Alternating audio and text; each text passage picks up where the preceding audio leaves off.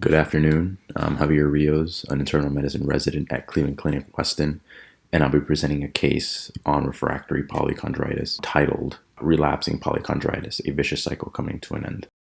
Relapsing polychondritis is a rare and progressive inflammatory etiology that predominantly involves the destruction of cartilaginous tissues in the ears, nose, joint, and respiratory tract. Clinical features of relapsing polychondritis vary considerably from patient to patient. Subtle early manifestations often remain unrecognized for prolonged periods.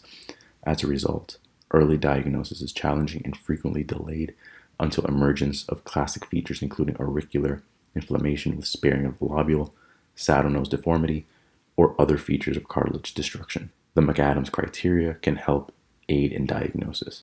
Early diagnosis of relapsing polychondritis is imperative, given that relapsing polychondritis can result in significant disabilities, including impairment of vision, hearing, and pulmonary complications. More importantly, the treatment of this diagnostic dilemma remains challenging given the lack of guidelines-directed medical therapy. Consequently, a high index of suspicion and appropriate medical therapy is imperative in this cohort of patients. For the case, we have a 67-year-old man with chronic sinusitis initially presented complaining of recurrent bilateral ear swelling, warmth, erythema, eye redness, and joint pain. At the time, relapsing polychondritis was diagnosed appropriately. Subsequently, patient was started on a long prednisone taper combined with either methotrexate, leflunomide, dapsone, or azathioprine. However, despite various therapeutic regimens, disease remission was unsuccessful, either secondary to refractory symptoms, persistently elevated acute phase reactants, or intolerable side effects.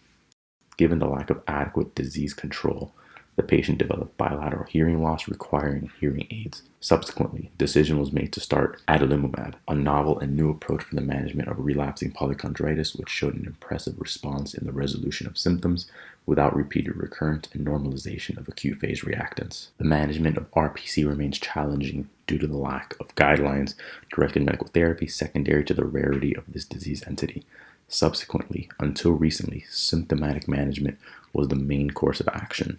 However, the development of biologics, including TNF-alpha inhibitors, provided a new therapeutic horizon for the management of RPC. Specifically, biologics can interfere with potential upstream factors that play a significant role in the destruction cascade of this inflammatory process and for the first time help attenuate or halt disease progression. This approach makes sense at the cellular level, given that type 2 collagen T-cell clones have been identified in relapsing polychondritis, suggestive of Th1-mediated autoimmune response.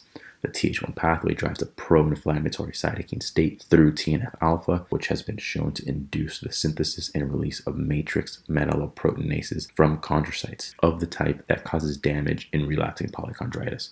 Treatment of relapsing polychondritis has a stepwise approach.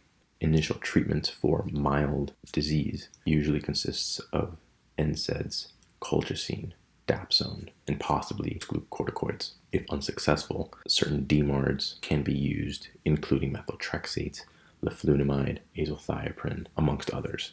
If disease severity is life-threatening and includes end organ damage, then biologics can be considered. Unfortunately, all of the data regarding biologics consists of case reports and case series without any formal randomized clinical control trials comparing these treatments. As a result, in this report, we demonstrate the success of using adalimumab in the management of relapsing polychondritis.